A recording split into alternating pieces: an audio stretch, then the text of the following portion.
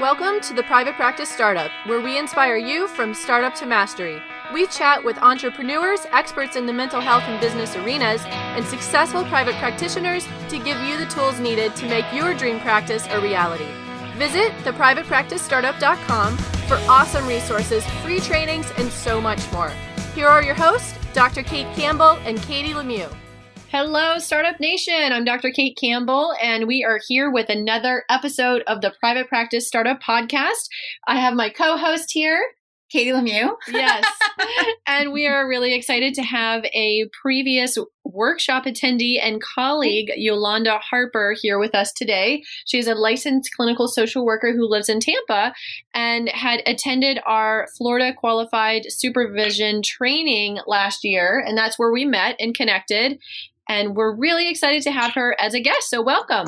Thank you so much. I'm so excited to be here and talk with you guys. Yes. And we are excited about your topic for sure. Yeah. And before we get started, we just want to share a few resources that we have for you all. So we've got 3 of them, so stay tuned.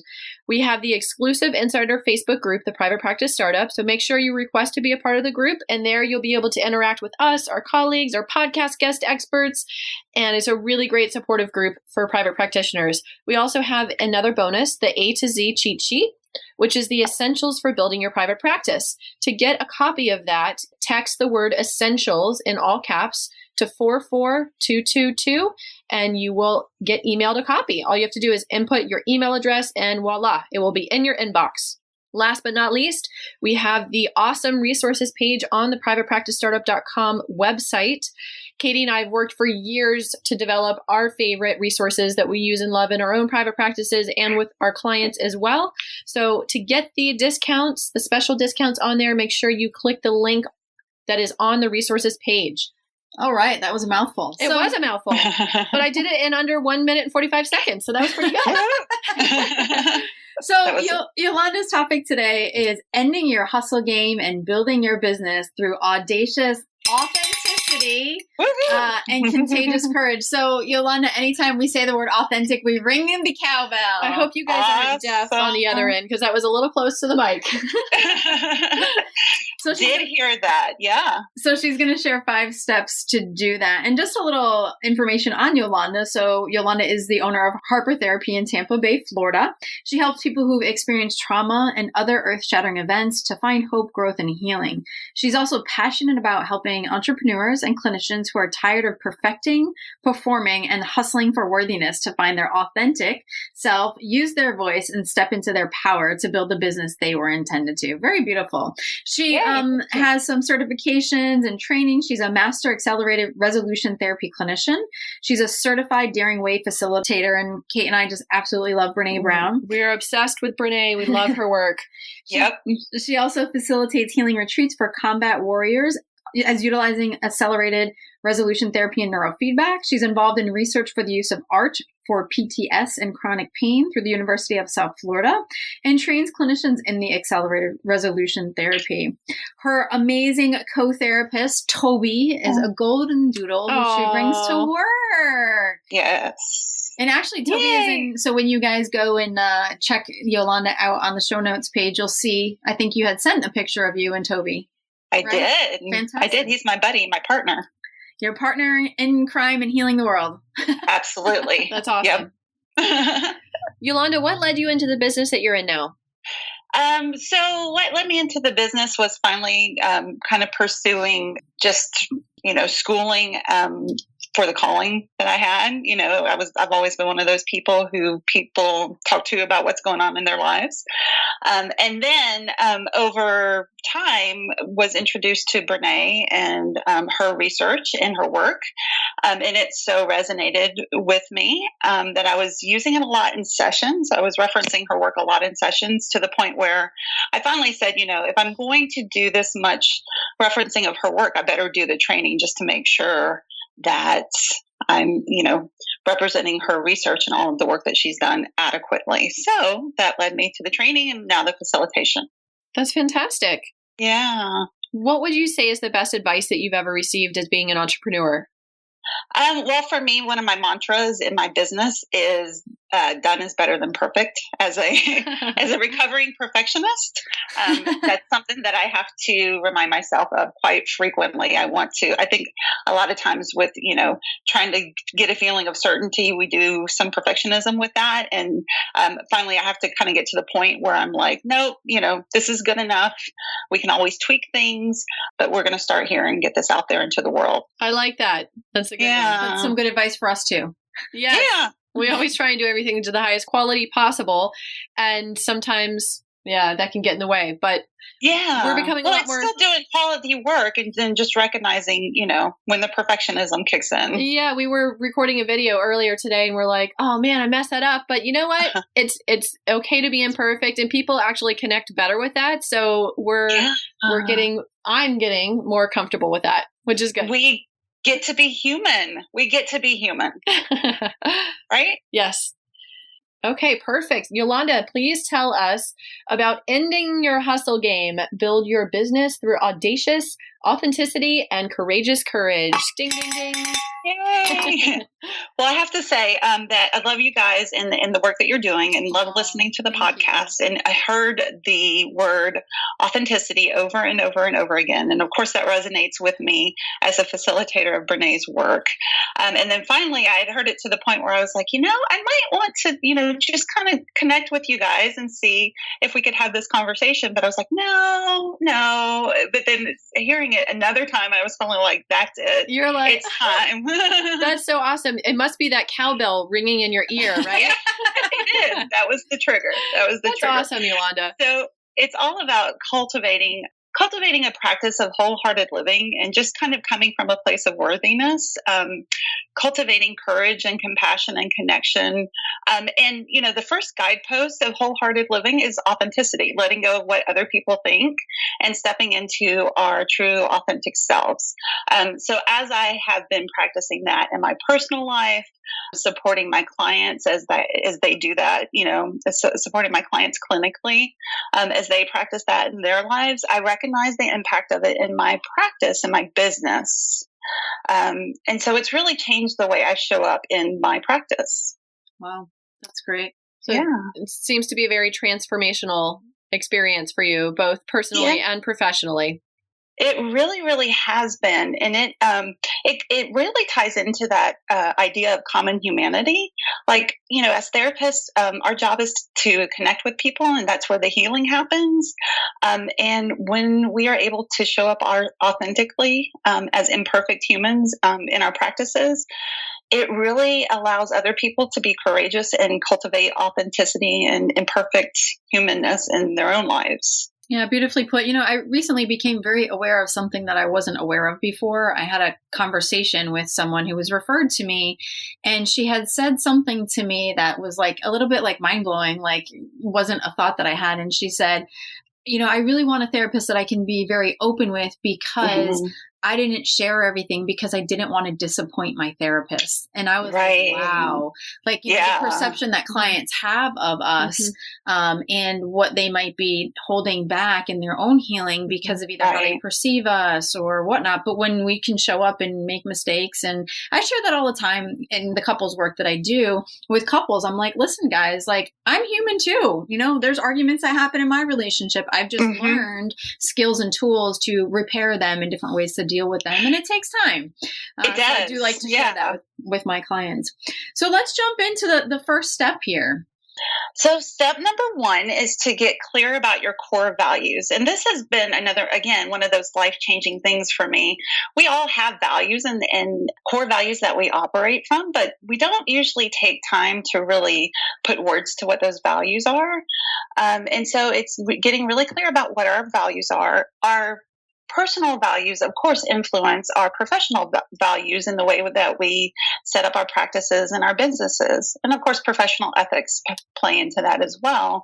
But getting a clear idea, and then also really getting a clear idea about our behaviors that are in alignment with our core values. What do those behaviors look like personally and with clients in sessions? And then in our practices, what is the behavior in our practice that is in alignment with whatever core values we hold? And conversely, what are the behaviors that are not in alignment with our core values?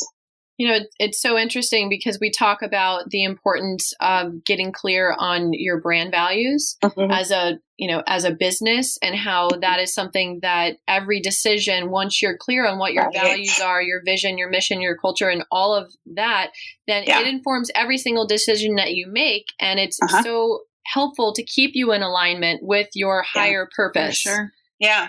Yeah. And then when, then we can take a peek when things don't go the way that we intend, we can kind of match up, was that action in alignment with my core value? If not, those are the actions that weigh the heaviest on us.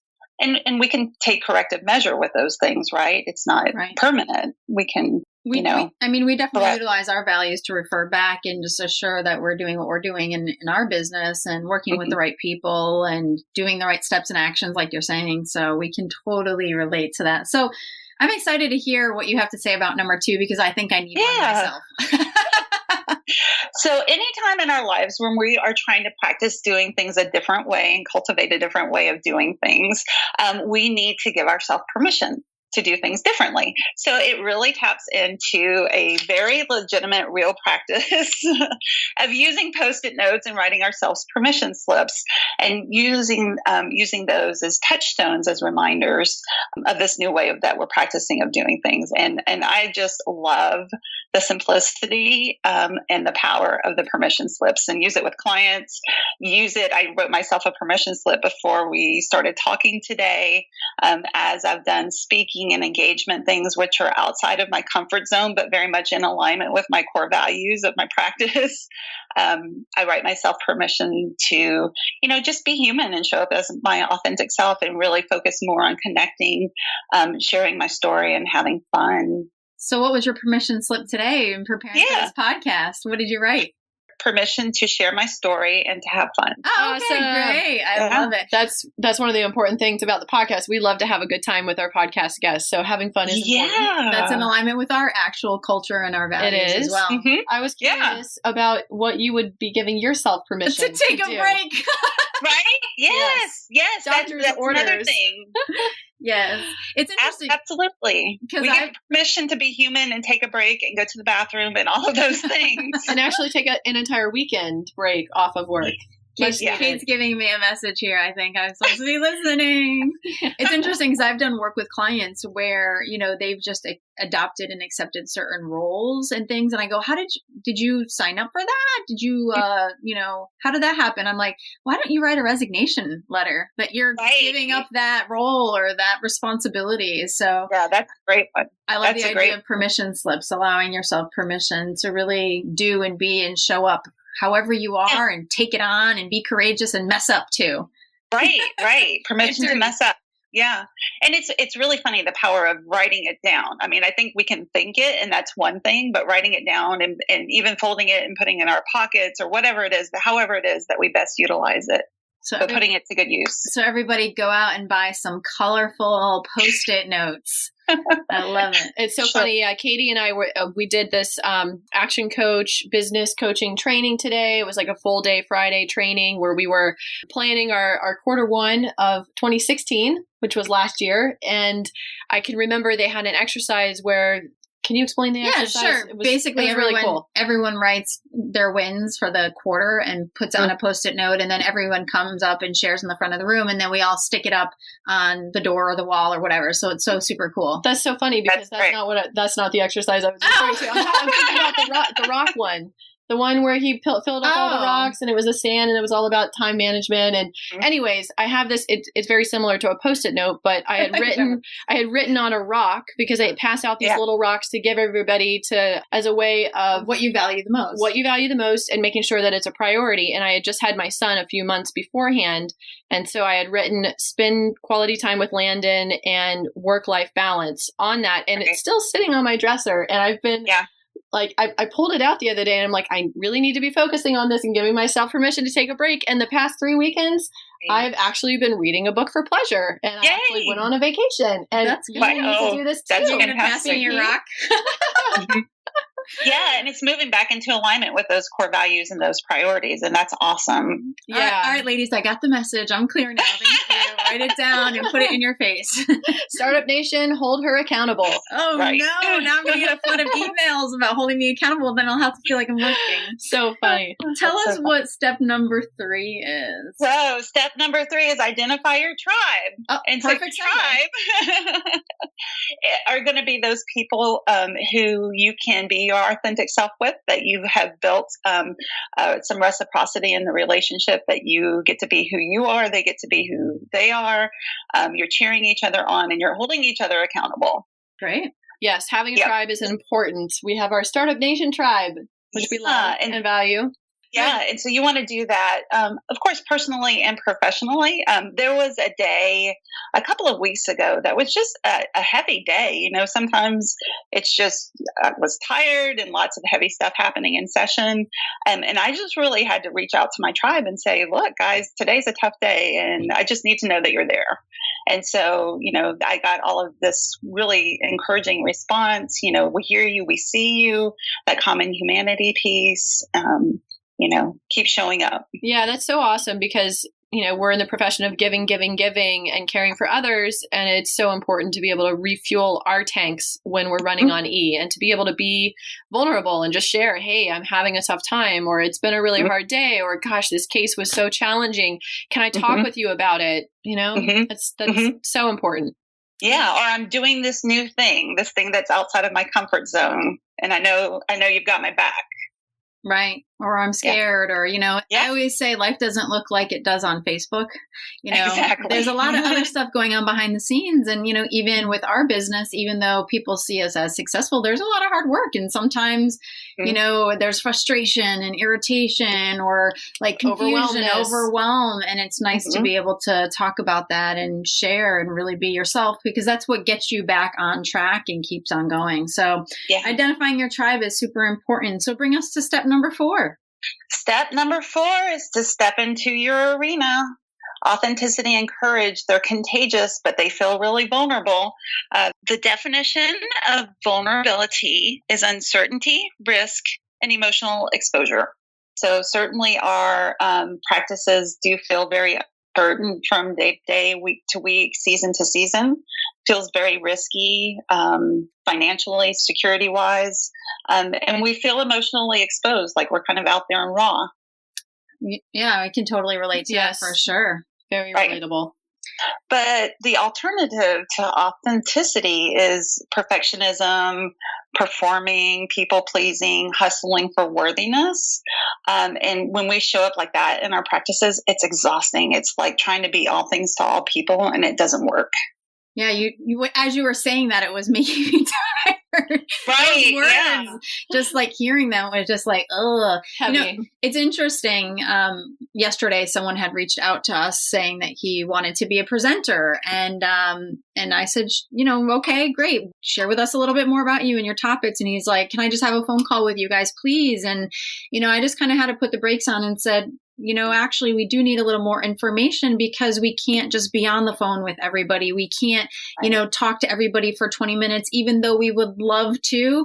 We just can. And so really honoring yourself in your own time. And like you said, your core values, you know, sometimes it doesn't feel good, but sometimes it's necessary, because when we do what's right for ourselves, we do what's right for others as well. Right. I know. And this is my second go around in private practice. And the first time I didn't do that. And I was working all hours of the day and night, you know, missing out on time with my family. And that just didn't work. It was the hustling. Right. Yeah. So once you step into the arena, then what happens in step number 5? So step number 5 is just simply recognizing the seats that are in the arena. Again, I don't think we fully give honor and homage and recognition to how emotionally intense running a business is. And this is a conversation that I have with clients who are business owners as well as colleagues, and in my workshops for helping professionals. So it's recognizing that there are seeds of scarcity, you know, that not enoughness, not enough hours, not enough clients, not enough money, not enough. Comparison is a big one. So, we're rolling along on our merry way, and then we look to the left and to the right, and we're like, oh my gosh, I'm not doing things the way that he is or she is. And the wheels fall off. And, there's a lot of vulnerability and shame that are at play too. So, those moments that we have I suck as a business owner. And what in the world am I doing? What was I thinking? Yeah, I think I've quit 100+ times in my mind. Right. Exactly. Sure. So we're going to recognize that those seats are there. And ironically enough, when we're entering into our arenas in our lives and in our private practice arenas, those are the first seats that we look at. Those are the seats that capture our attention. And so it's starting a practice of focusing more on seats of empathy and support from your tribe, seats of self-compassion, and just cultivating a self-compassion practice. That's great. Yeah, it's so cool to hear Brené Brown's words and her philosophies and her research and how that's informing your work that you're doing with mental health professionals and relating it to the entrepreneurship and how difficult the ups and downs can be to navigate. And it feels almost very, as you're talking about, it feels very supportive and loving, like falling back in this nice cushy. Well, my mattress on my bed is very comfortable, almost like I'm in my own bed doing business, just relaxed and comfortable and supported.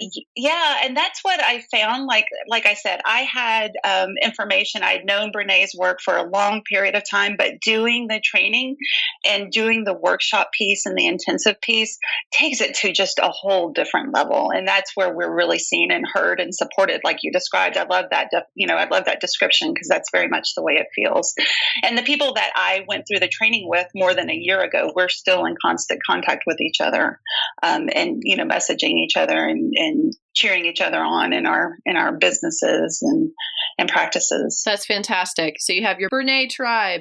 Yolanda, what do you want to make sure that our listeners take away from your message today?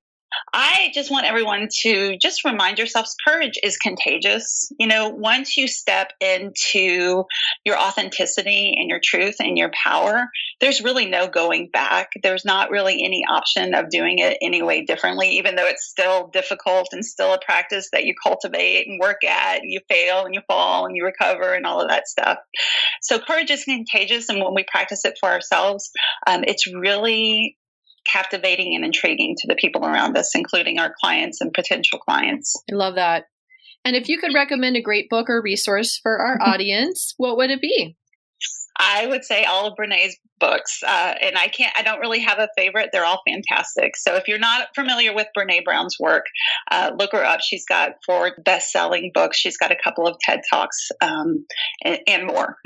Yeah, she's fantastic. I recommend her all the time for friends, colleagues, family. We will definitely include her book links and the TED Talk links. And we know that you have a giveaway for our audience as well. I do. So for the listeners, I have core values exercise. So you'll be able to download that. And if you'd like any support or assistance with completing that exercise, it'll be a PDF. Then you can let me know and give me a call and I can help walk you through that. Great. And how can our listeners get that from you, Yolanda? It'll be on the website. I'll give you the link. Okay. So we'll put the link on our show notes page directed right there. Mm-hmm. Awesome. Well, we really appreciate you sharing your own journey and how you started private practice once and then did it again in a totally different perspective with the support and help and teachings and learnings of Brené. And, you definitely emulate the love and compassion. And we've really enjoyed speaking with you. And this is a really valuable thing for our audience. And it's also valuable for us because Kate and I need to hear this sometimes because we are hustlers and go-getters.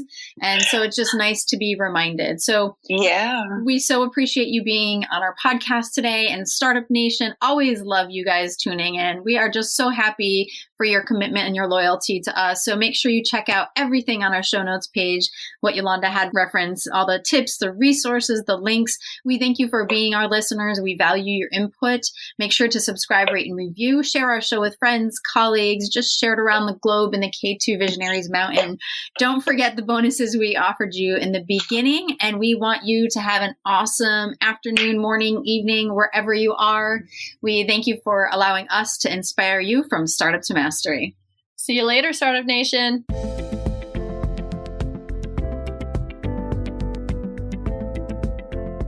Thanks for joining us on The Private Practice Startup. Visit theprivatepracticestartup.com for awesome resources, free trainings, attorney-approved private practice paperwork, and so much more.